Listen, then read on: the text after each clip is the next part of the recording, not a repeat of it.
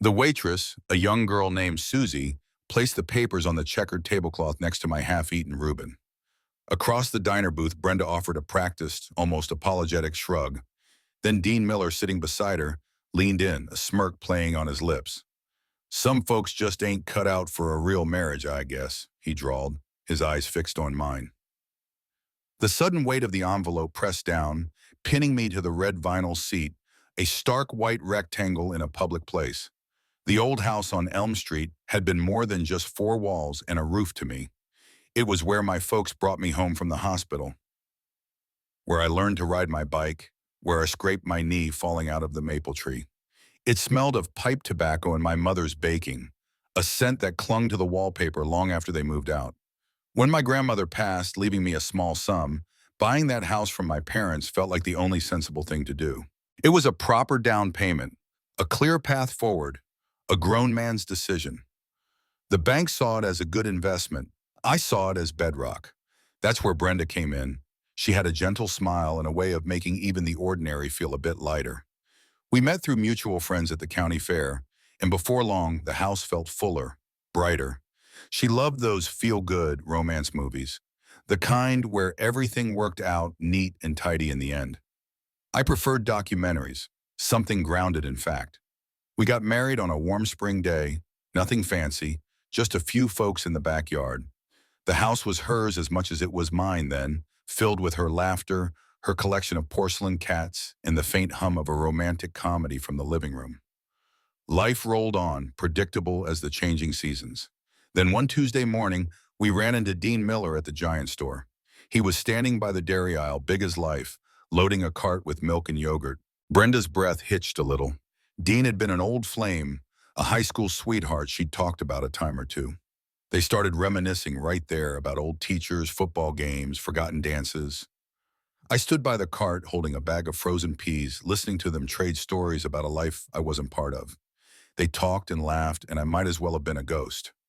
Brenda's hand brushed his arm, light as a feather. "You haven't changed a bit, Dean," she said. I figured that was the end of it, just a chance encounter. 4 months later, the papers came. Brenda wanted a divorce, citing irreconcilable differences. The words felt hollow, like a dry creek bed in August. I sat across from Henderson, my lawyer, a man with tired eyes and a knack for saying hard truths. He leaned forward, tapping a pen on his desk. "Jed, the court might just award Brenda the house." I stared at him. "That ain't right," I said, the words feeling flat.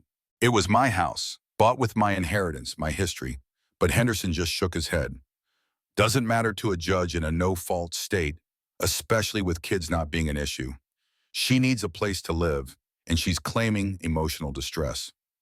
The judge's gavel fell with a final echoing thud. Brenda got the house. Not only that, I was still on the hook for the mortgage payments and the homeowner's insurance for another 2 years. Or until she sold it, whichever came first. It felt like a punch, not to the gut, but right to the foundations of everything I'd built. I remembered an old country tune, something about driving past your former home and seeing someone else in your chair. I swore right then I wouldn't be that man.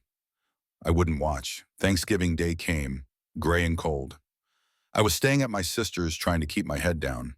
The call came from a neighbor, then the local news reports started flashing across the screen. My house, or what was left of it, was on fire. Flames licking at the bare bones, smoke rolling heavy into the sky. The initial reports blamed Dean Miller's indoor turkey fryer. A short circuit, they said. Too much oil, too close to the curtains. The irony wasn't lost on me. I pulled out the divorce decree again, reading through the dense legal jargon. My eyes landed on a clause, small print, something about catastrophic loss and asset disbursement. A cold smile started to spread across my face. It was a loophole, a tiny crack in the dam, but it was enough. I collected the insurance payout, which was substantial. It was more than enough to cover the remaining mortgage.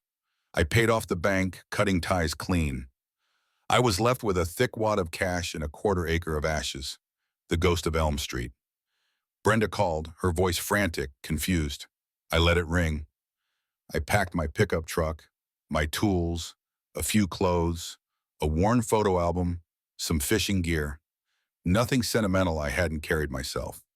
I left the ashes behind, a clean slate. I drove west, past cornfields and sleepy towns, towards the setting sun, just like in the movies Brenda used to watch. The light fading in the rearview mirror, shrinking the past. That night in a cheap motel in eastern Nebraska, I stood at the complimentary reception, a plastic cup of lukewarm beer in my hand. A man with a thick mustache and an open face, Stan Ryan, offered a nod. "Long day," he said. I agreed. The Pacific Northwest greeted me with a persistent drizzle and a muted palette of greens and grays. It was a world away from the flat, predictable expanse of the Midwest.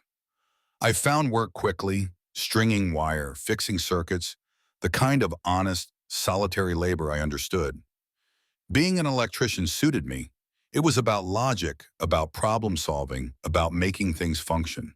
No sentimentality involved, just connections and currents. The money from the insurance payout sat in new bank accounts, spread across a few different institutions. I felt the need to be careful, to be unseen. Every time a new statement arrived, I checked the address, the names, feeling a phantom gaze on my back. Old habits, I suppose, from a life that taught me to expect trouble when things felt too good. My phone, a new burner, would occasionally buzz with an unfamiliar number. Texts from Brenda, sometimes Henderson, demanding to know about the insurance money, about the house. I ignored them, deleting them without a second thought. The messages were like faint echoes from a world I no longer inhabited. Sometimes, late at night, nursing a cheap beer in a motel room, the quiet would press in, and I'd replay it all. The easy laughter between Brenda and Dean at the grocery store, the casual brush of her hand on his arm, Henderson's tired eyes as he explained the decree, the cold rush of air when the gavel fell. Was this justice, I'd wonder, or just spite? The line blurred, a muddy seam in my mind. The decree said Brenda got the house at 214 Elm Street. It didn't say any house. It didn't say a house that would burn down. The words felt like solid ground beneath my feet, a technicality I hadn't created, but one I'd used. There was a quiet satisfaction in knowing Brenda and Dean Miller hadn't gotten what they wanted. They'd wanted my life, my home, and they'd ended up with nothing but ashes and a lawsuit. It wasn't loud or triumphant, just a settling feeling, a leveling of the scales. Each evening I'd trace the outline of their faces in my memory, sharpen the edges of their betrayal, and it would harden my resolve. I was done being the fool. One morning at the counter of a local diner, I saw a copy of the old hometown paper someone had left behind. Buried deep in the local news section, a small article caught my eye. Thanksgiving Day Fire Update. It mentioned the fire on Elm Street, a brief line about Dean Miller's minor injuries from smoke inhalation and a few superficial burns. It wasn't much, just a passing detail. I felt a flicker, not remorse, not pity, but a quiet recognition of the mess left behind. A consequence, like a stray spark catching kindling. He'd survived, though. That was something. I eventually found a small, plain house, a single story with a patch of lawn that was mostly moss. It wasn't the kind of place with history or memories clinging to the walls. It was just a house, practical, functional, a fresh start. I paid cash for it. No mortgage, no shared ownership. It was mine entirely. I started a small electrical contracting business, just me and my truck, taking on jobs in the surrounding towns. The work was steady. People liked that I was reliable, that I kept my word. It was a slow build, but I was building something real again. Sometimes late at night, I'd open my laptop, type in the name of my old county, or Brenda's, or Dean Miller's, just to see, to confirm the silence or to see if anything had changed. Mostly it was just local gossip, high school sports, the usual small town stuff. Then one Tuesday it wasn't. The local news channel, streaming online, had a headline about an insurance fraud investigation. My old county, something about a claim filed for a house that had burned down, and a review of the circumstances. A cold sweat broke across my brow. Had Brenda finally found a way? Had Henderson pushed too hard? I wondered about calling Henderson, about getting ahead of it, but then decided against it. Whatever came, I'd face it on my own terms, just like everything else. The silver sedan first appeared on a Tuesday, parked a few houses down, across the street, near the old maple tree. Nothing unusual, just a car. but it was still there on Wednesday and Thursday. It was a nondescript vehicle, the kind you wouldn't look at twice, but its persistence made it stand out. My quiet life in the Pacific Northwest, the one I'd carefully constructed, started to feel brittle. I began checking my rear-view mirror constantly, not just on the way to a job, but even pulling out of my driveway. I started taking different routes to the hardware store, to the gas station. Sometimes I'd loop around a few blocks just to see if anyone was following. The familiar roads, once a comfort, now felt like a maze I was trying to navigate undetected. My paranoia, a constant hum beneath the surface since I left the Midwest, grew louder. Then the letter arrived. No return address, no stamp even, just a plain white envelope tucked under my wiper blade. Inside, a single sentence typed cleanly on a small slip of paper. You can't hide forever. The words were cold, precise, like a surgical cut. The peace I'd found here, the steady rhythm of work and solitude, began to crack. The cool rain, the scent of pine, none of it felt like sanctuary anymore. It felt like a trap. My gut told me it was Brenda or Dean Miller, probably both, working together, fueled by a mixture of anger and greed. But I couldn't be sure. The anonymity of it gnawed at me. I started avoiding crowded places, skipping my usual diner breakfast.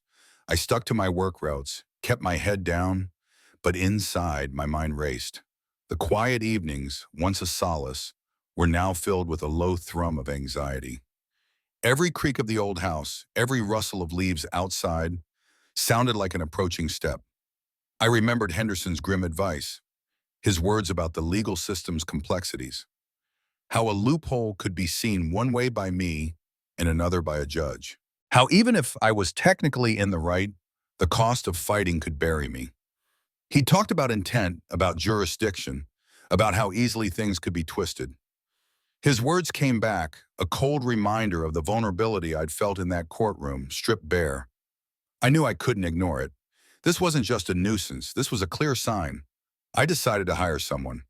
Carl, a retired police officer who now ran a small private investigation firm out of a cramped office downtown, seemed like the right man. He had a weary, honest look and a reputation for getting things done. I showed him where the car usually parked, gave him a description, asked him to find out who owned it. A few days later, Carl called. His voice was flat, matter-of-fact. The silver sedan belongs to a firm called Sterling Investigations, he said. They specialize in skip tracing, asset recovery, that sort of thing. Mostly work for insurance companies, banks, or sometimes private individuals trying to locate someone or collect a debt. My fears were confirmed. Brenda wasn't just angry, she was actively hunting.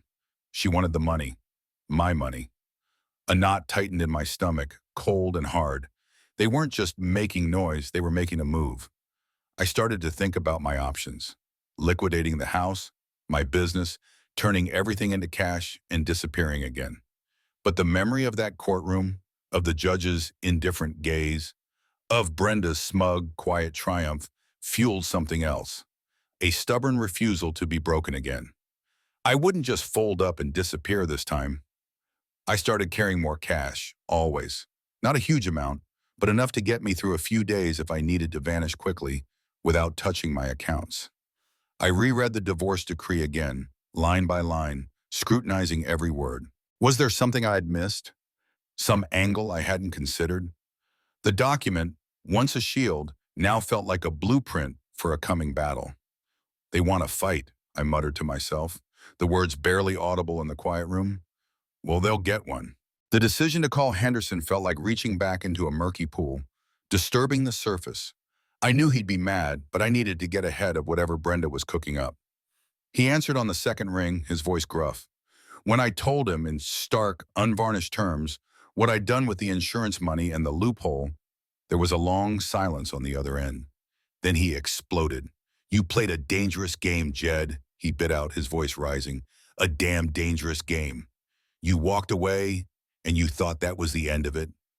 You're on thin ice, boy. Thin ice. He paused, a ragged breath. Do you have any idea how bad this looks? She's claiming fraud, I bet. And given the circumstances, a judge might just agree. I let him vent. knowing he had a right.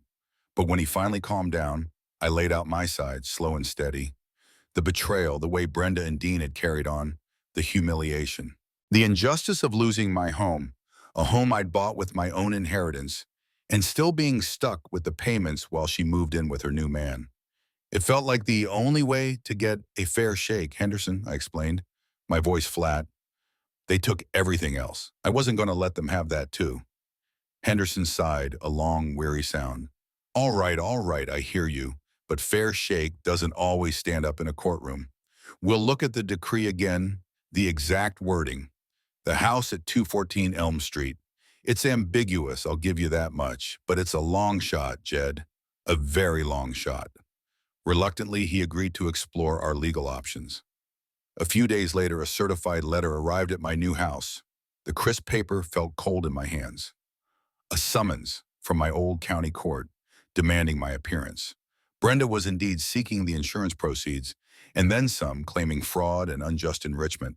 The comfortable distance I'd built, the thousands of miles, the new life, all of it felt like it was shrinking, closing in on me. The anxiety that had been a low hum now throbbed in my temples. I remembered the quiet triumph of paying off the mortgage, the feeling of tearing up the old statements, of finally being free of that debt, of Brenda's claim. It had felt like reclaiming something, a piece of the self. Now it was being twisted, turned against me. Henderson and I started to strategize. Long phone calls late into the night, dissecting every word of the decree, every potential argument. It was going to be a protracted legal battle, he warned, expensive and draining. Public perception will be against you, Jed, he said, his voice grim. She'll paint you as the vengeful ex-husband who burned down their home, collected the insurance, and ran, especially with Dean Miller's injuries. That last part hit me. I hadn't thought about how the community might see it.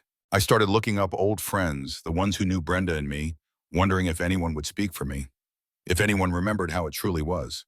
But small towns have long memories and not always for the details. I learned that Dean Miller was still struggling with the lingering effects of his injuries from the fire, making Brenda appear even more sympathetic. The victim, I considered flying back for the hearing, facing them head on. But Henderson advised against it for now. No point in showing your hand until you absolutely have to. We need to build a solid defense first. The weight of my past, the echoes of Elm Street, were creeping back into my new hard-won life, settling like a chill in the Pacific Northwest air. This ain't over, I told Henderson, my voice firm despite the rising tension. Not by a long shot. The legal battle started to gnaw at the edges of my new life. Slowly, relentlessly. My business, the one I'd built from the ground up, began to suffer. My mind was never fully on the job. I'd forget a tool, miscalculate an estimate, or miss a detail on a wiring diagram. Small errors, easily fixed, but they added up. Bids I used to win now went to someone else. The reputation I was building, brick by brick, started to crumble. The only real solace I found was in Stan Ryan's company. We'd started meeting at a little hole-in-the-wall diner for breakfast, sometimes for a beer after work. Stan was a quiet man, not one for grand pronouncements, but he listened. He'd seen his own share of hard times, he'd told me once, over a cup of black coffee. Lost a farm, a wife, almost lost himself to the bottle. He never offered advice directly, but his stories, told without drama, laid bare the kind of struggles that make a man see things clearer. An unexpected kinship formed, a quiet understanding that didn't need many words. His presence, simple and steady, was a small island of peace in the rising tide of chaos. Then Henderson called, his voice tight with urgency. Jed, Brenda's legal team isn't just after the money. They're pushing for a criminal fraud investigation. They're claiming you deliberately destroyed the property to collect the insurance. The words hit me like a physical blow. The fear of jail, once a distant, abstract concept, became stark, immediate. Walls were closing in. My comfortable distance, my carefully constructed new identity, all of it was under threat. I started to truly realize the cost of my victory. My peace of mind is gone, replaced by a constant hum of anxiety. My new life, the quiet, fresh start, was dissolving. My reputation, painstakingly rebuilt, was on the verge of being shattered. That night, I went to a local bar, a dim place with sticky floors and cheap beer. I sat alone, watching the condensation drip down my glass, contemplating whether my revenge was worth it. Was it? News had a way of finding me, even across state lines. A mutual acquaintance still in my old hometown mentioned Dean Miller's name in an offhand comment during a casual phone call. Dean was still laid up, recovering from the smoke inhalation, and had lost his job at the auto body shop. No workers' comp for a house fire not at your workplace, I guess. Then a few days later, while waiting for coffee, I saw a local news segment on the diner TV. Brenda, her face tear-stained, talking about her ruined life, her lost home, the cruel divorce. The segment painted her as a victim, fragile and wronged. For a fleeting moment, I felt a pang of something akin to regret, a cold ache in my chest. I quickly suppressed it. It was too late for that. I knew I needed another perspective. Henderson was fighting, but his initial reaction had shown me the gravity of the situation. I found another lawyer, a local woman named Sarah Davies, known for her sharp mind and no-nonsense approach. I laid out the entire story from the inheritance to the fire, the decree, the payout, and the summons. She listened, her gaze steady, occasionally making notes. When I finished, she leaned back, her expression unreadable. "Jed," she said, her voice even, "insurance fraud, especially with arson implied, is a serious charge. They're going to try and prove intent. Did you know the house was going to burn? Did you do anything to facilitate it? Even if you didn't, they'll argue your actions after the fire, keeping the money, constitute fraud. The ambiguity of the decree might save you in a civil case, but in a criminal one, intent is everything." She paused, letting her words sink in. "My advice is stark. Settle, or risk losing everything, including your freedom." "You're playing with fire, Jed." Sarah's words, "You're playing with fire, Jed," echoed in my mind for days. The threat of prison was real, a cold, hard knot in my stomach. My pride, the stubborn Midwestern refusal to back down, warred with the stark reality of losing everything, including my freedom. I'd walked away from one kind of cage, only to build another one for myself. I called Henderson, relaying Sarah's grim assessment. He listened, silent for a long moment. "She's not wrong, Jed," he finally said, his voice softer than I'd heard it in a long time. "In civil court, we might have a fighting chance with the wording. But criminal intent, that's a different beast, especially if they can paint a picture of deliberate action, of arson. It's a very real risk." His concurrence, coming from a man who usually saw the legal angles, cemented the dire outlook. Then a surprising call. My sister, Martha. We hadn't spoken since the divorce. Not really. She lived back in the old hometown, still in the house next door to where our parents had been. "Jed, what is going on?" she asked, her voice laced with concern. She'd heard about the lawsuit, about Brenda trying to find me. Her words, though tinged with familial worry, gave me a picture of Brenda's situation that the legal papers never would. "Brenda was struggling," Martha said, "working 2 jobs, waitressing nights, clerking days, just to keep things afloat. Dean Miller, it turned out, wasn't just recovering, he was a heavy burden. The smoke inhalation had left him with chronic lung issues, and his burns, though superficial, had lingered, causing him to lose his job. He was mostly laid up, dependent on Brenda." The picture Martha painted wasn't one of a triumphant couple, but of 2 people tangled in their own misery. I felt a flicker of something. Not exactly sympathy, but a recognition of their shared predicament, a grim kind of understanding. Brenda had betrayed me, yes, but her life hadn't turned out to be the feel-good romance she'd chased. My revenge, legally astute as it might have been, had only perpetuated a cycle of suffering, turning her life into a different kind of ash. I started to contemplate what paying the price truly meant. It wasn't just about the insurance money or even the potential prison sentence. It was about the loss of peace of mind, the strained silence with my sister, the constant looking over my shoulder. It was about the clean conscience I'd traded for a hollow victory. One afternoon, I found myself walking into a quiet old church. I wasn't a religious man, not really, but the silence inside was a balm. No stained glass stories, just plain wooden pews, the scent of old dust and beeswax.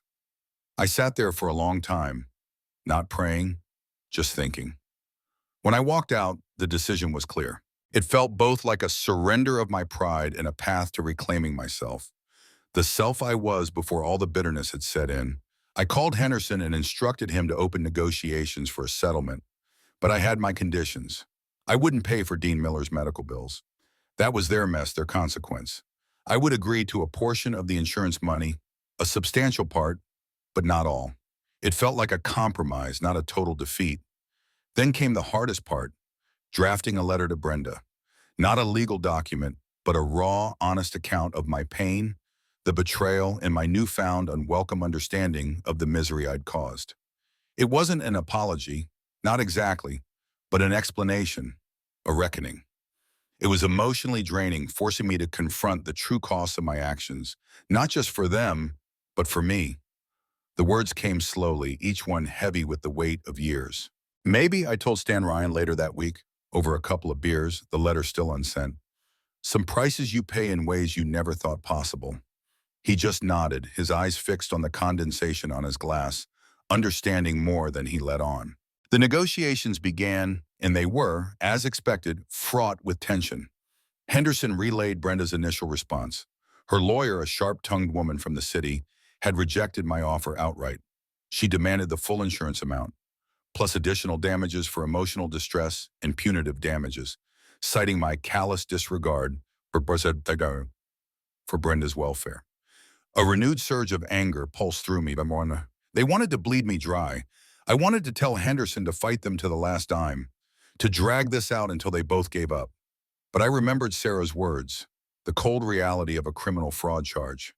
I took a deep breath, picturing the quiet solitude of my new house, the steady work I was building.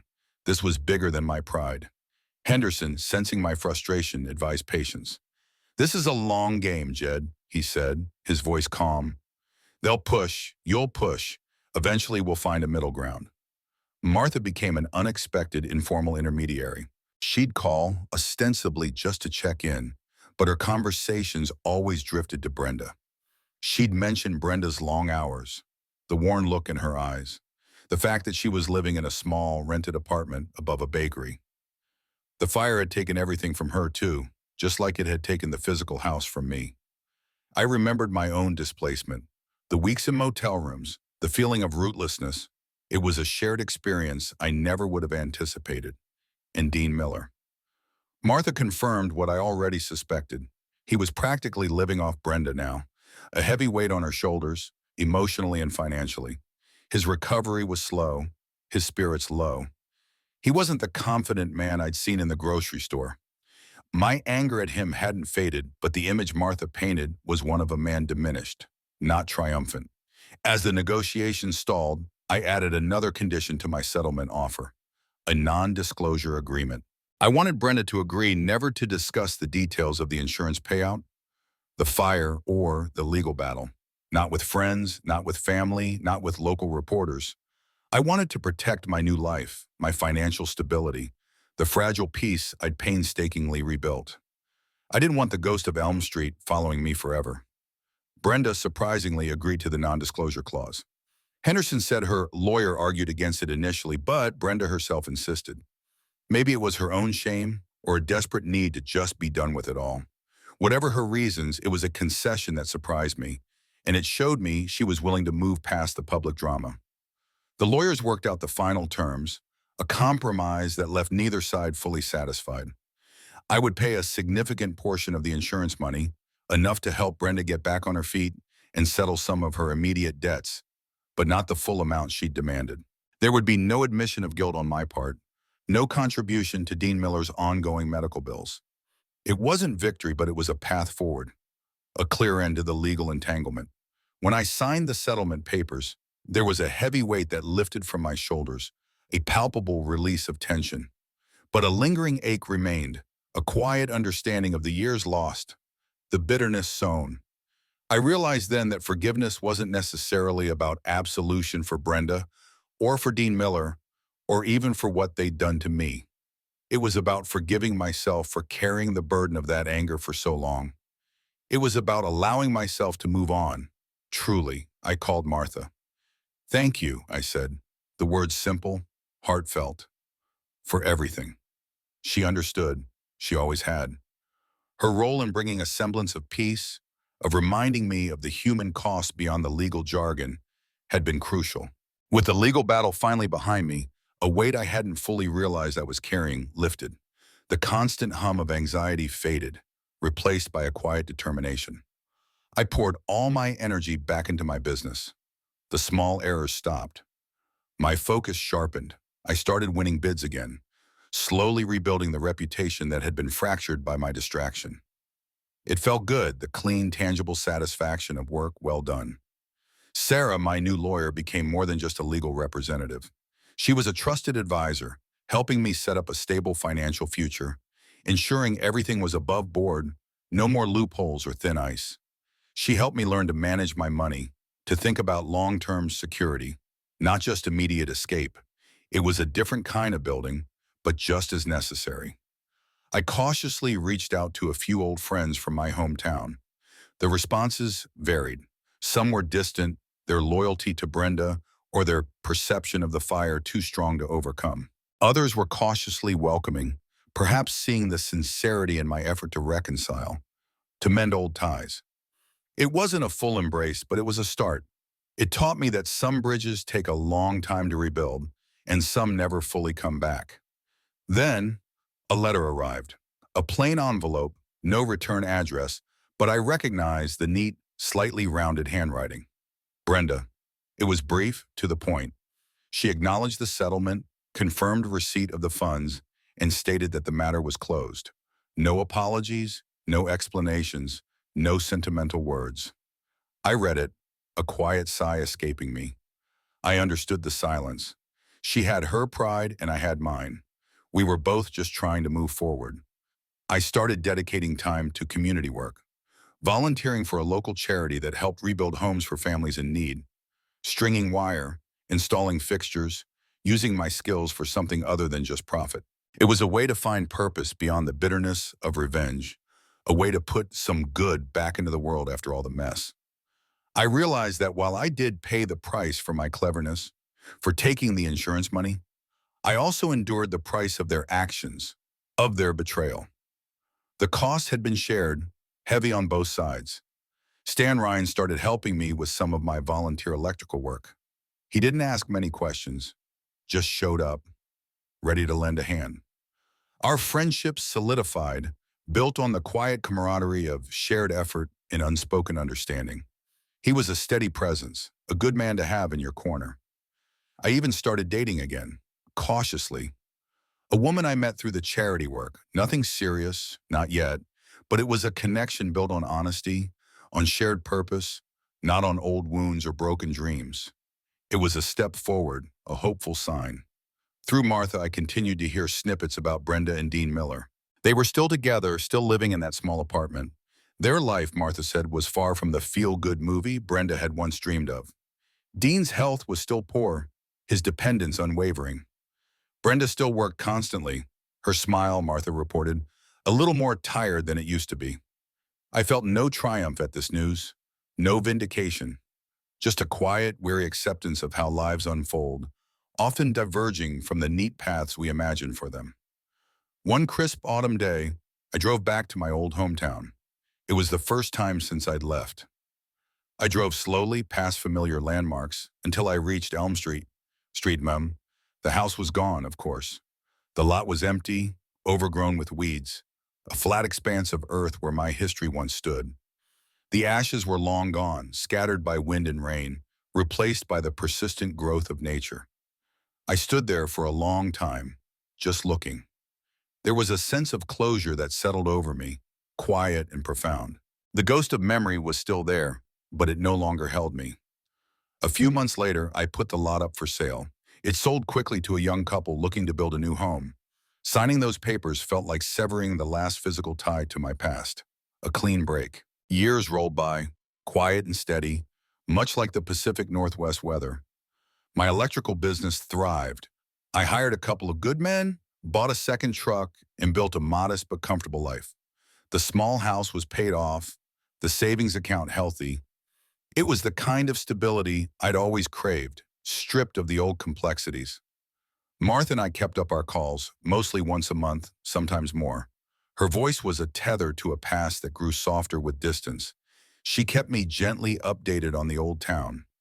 One spring, she called to tell me Dean Miller had passed away. Complications from his lung issues, she said, the lingering effects of the fire. The news settled on me, heavy and flat. It wasn't triumph, not even satisfaction. Just a final, quiet note in a long, discordant song. Brenda, Martha relayed, was truly alone now. She still worked hard, still at the same two jobs, but she was visibly aged, worn down by sorrow and circumstance. The romance had long since faded, replaced by the grind of everyday survival. I felt a complex mixture of pity, a quiet understanding of her hard road, but also the lingering sting of my own past wounds. The betrayal still held a faint, persistent ache, a scar tissue of the soul. Then, one rainy afternoon, an unexpected package arrived, anonymous. Inside, wrapped in a faded napkin, was a small, tarnished photo. It was me and Brenda, from happier times, taken at the county fair, early in our marriage. Her arm around my waist, both of us smiling, younger, full of uncomplicated hope. I didn't know who sent it, but I suspected Brenda. Maybe it was a plea for connection, or just a shared memory, a silent acknowledgement of what once was. I held the photo, the cold metal frame, a tangible reminder of the innocence lost, the dreams shattered, the road we hadn't taken. Older and I hoped, wiser, I reflected on the nature of love, betrayal, and the heavy burden of consequences. I had been clever, legally shrewd, and I had extracted my pound of flesh. But true victory, I realized, wasn't in their downfall. It was in rebuilding myself, brick by painstaking brick, far from the ashes of Elm Street. I found a quiet peace in my solitary life, surrounded by the comforting hum of my workshop, the scent of sawdust and fresh wire, and the reliable, unspoken friendship of Stan Ryan. We still met for coffee, sometimes for a beer, our conversations easy, undemanding. I understood that the morality of my actions wasn't some stark black and white judgment, but a spectrum of gray, born from human pain, flawed decisions, and the desperate need to reclaim a sense of self. I finally allowed myself to genuinely forgive Brenda. Not for her, not to absolve her of her choices, but for my own soul's freedom. To carry that bitterness was to remain tethered to a past that no longer served me. It was a release, a loosening of the chains I hadn't known I was still wearing. I continued to live my life with a quiet dignity, a man who learned the hard way about what truly matters. Not revenge, not possession, but peace, integrity, and the strength to rebuild. I often found myself looking out at the quiet, sprawling Midwestern landscape, the vast fields stretching to the horizon. It was a sight that used to define me, and in some ways still did. I was a man who had survived, carrying his lessons like scars and wisdom, ready for whatever quiet, ordinary day lay ahead.